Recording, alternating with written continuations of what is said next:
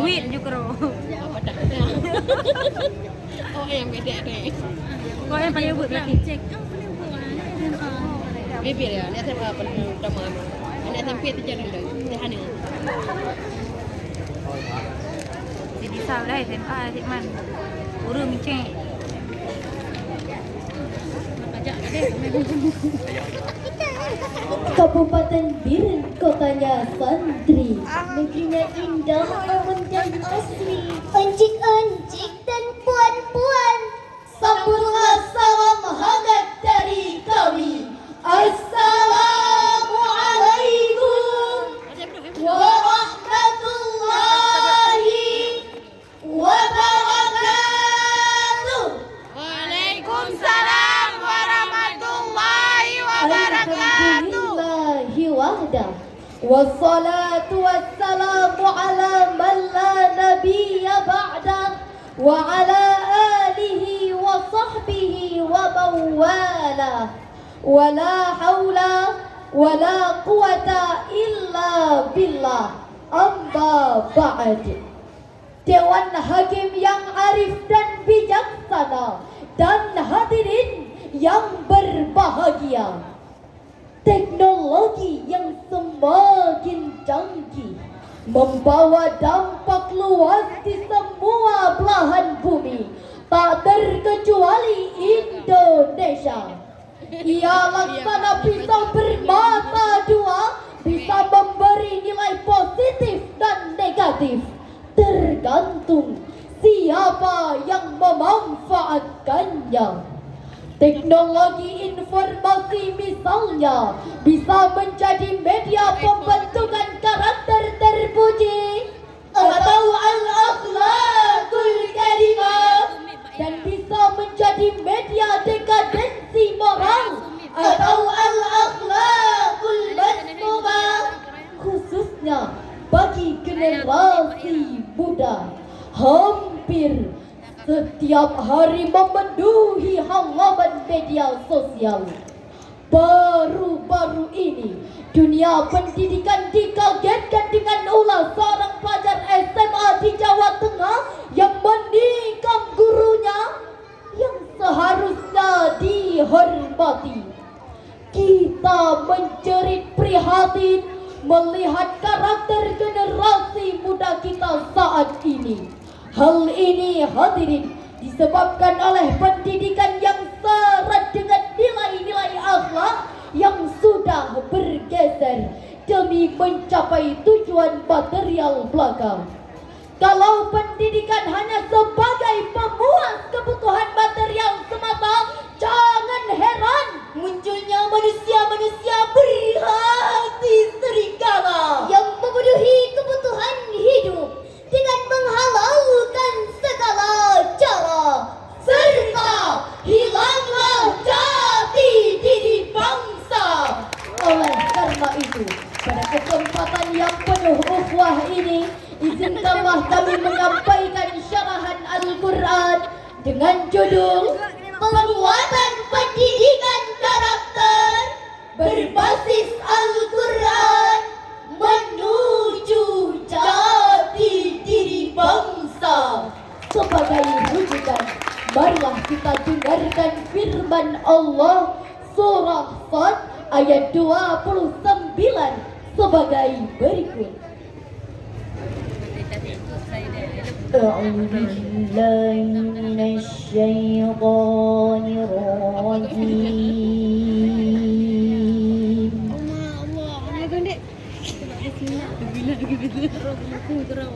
بسم الله الرحمن الرحيم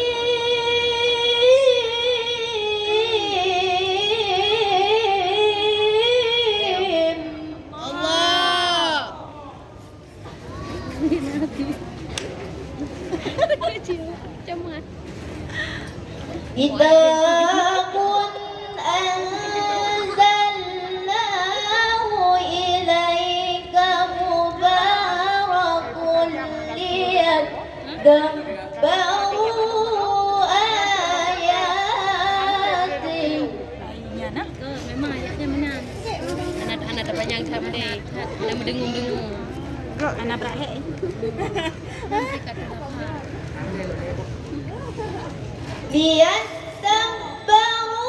ليتدبروا آياته وليتذكر أولو الألباب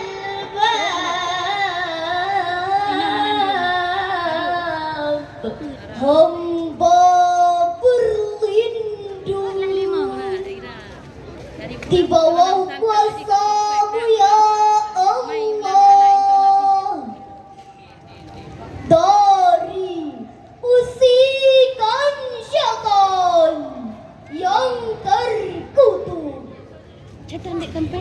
dengan menyebut nama Allah yang Maha Pengasih lagi Maha Penyayang. Ini adalah sebuah kitab yang kami turunkan kepadamu penuh dengan berkah supaya mereka memperhatikan ayat-ayatnya dan supaya orang-orang yang berpikir cerdas mendapat pelajaran. Hadirin rahimakumullah, Syekh Jalaluddin Al-Mahalli dan Imam Jalaluddin As-Suyuti dalam tafsir Al-Jalalain menjelaskan bahwa kata liyadabbaru dalam ayat ini mengandung perintah untuk mendalami nilai-nilai yang terkandung dalam Al-Quran.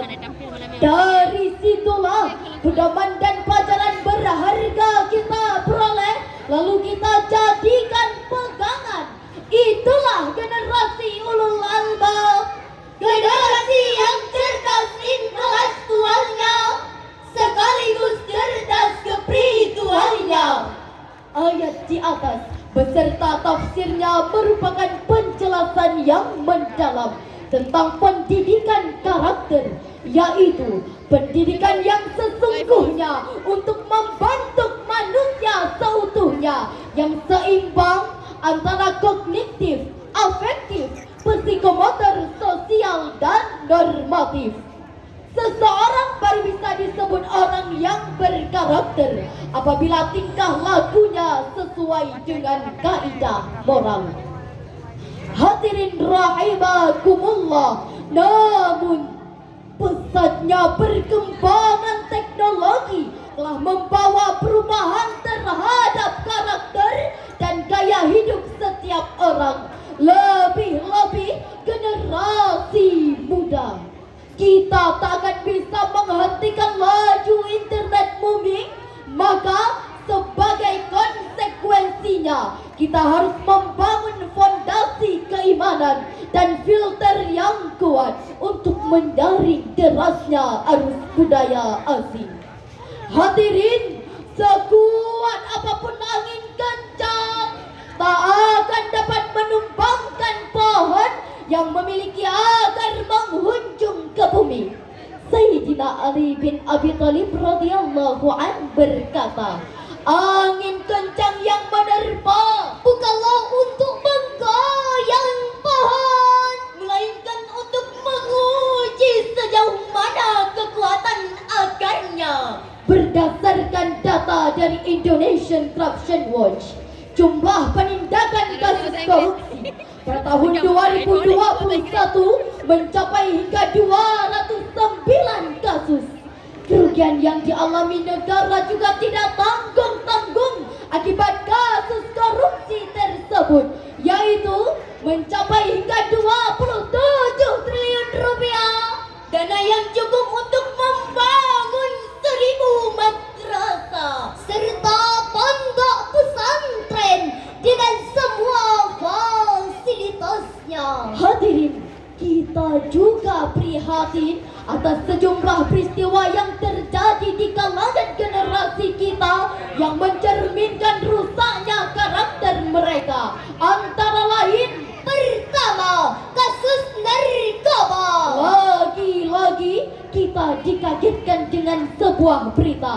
dilansir oleh British Broadcasting Forum pada tanggal 18 Agustus 2022, adanya oknum perwira yang dipercaya sebagai kasat reskrim narkoba dan diyakini mampu memberantas narkoba malah tertangkap atas kepemilikan dan pengedaran narkoba. Mau dibawa kemana negeri kita jika kita semua tidak menyingsingkan lengan baju untuk berperang melawan narkoba? Kedua, kasus kekerasan seksual. Kementerian Pemberdayaan Perempuan dan Perlindungan Anak mencatat sebanyak 8.000 kasus kekerasan seksual terjadi mulai dari bulan Januari hingga November 2021. Hadirin, kami ulangi sekali lagi, 8.000 kasus, bukan 8 kasus.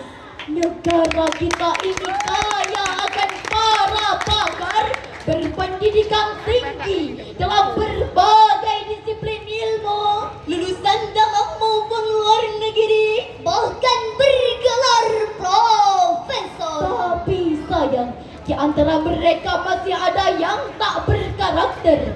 Mereka menggunakan kepintarannya untuk memproduksi berita bohong serta memprovokasi dan adu domba. Bahkan orang yang selama ini kita kagumi keilmuannya berteriak lantang melarang korupsi, ternyata tertangkap KPK karena kasus korupsi. Mereka berorasi, berjuang atas nama rakyat, tapi ujung-ujungnya merampas hak rakyat. Hadirin, mari kita belajar dari sejarah Cina. Siapa yang tidak kenal dengan tembok Cina? Salah satu situs keajaiban dunia yang sampai saat ini berdiri kokoh melewati banyak generasi zaman. Ketika Cina di zaman kuno ingin hidup dalam kondisi aman, mereka membangun sebuah tembok Cina yang sangat besar untuk melindungi negaranya.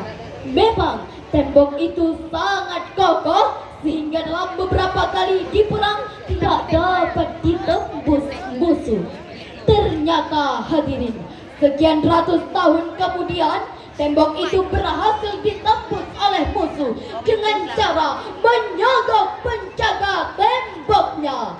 Cina di zaman itu disibukkan dengan pembangunan temboknya, tapi mereka lupa membangun karakter manusianya. Lantas timbullah pertanyaan hadirin, apa yang harus kita lakukan untuk menyelamatkan generasi kita dan karakter perusak masa depan bangsa?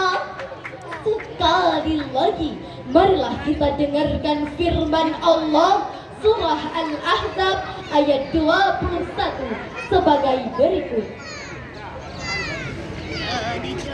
Laqad kana lakum fi rasulillahi uswatun hasanah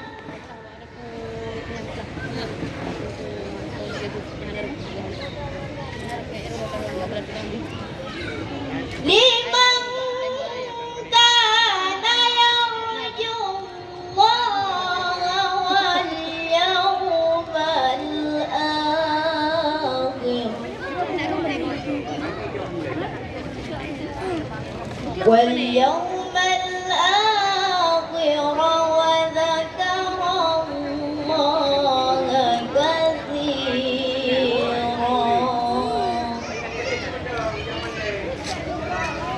Sadaqallahul azim.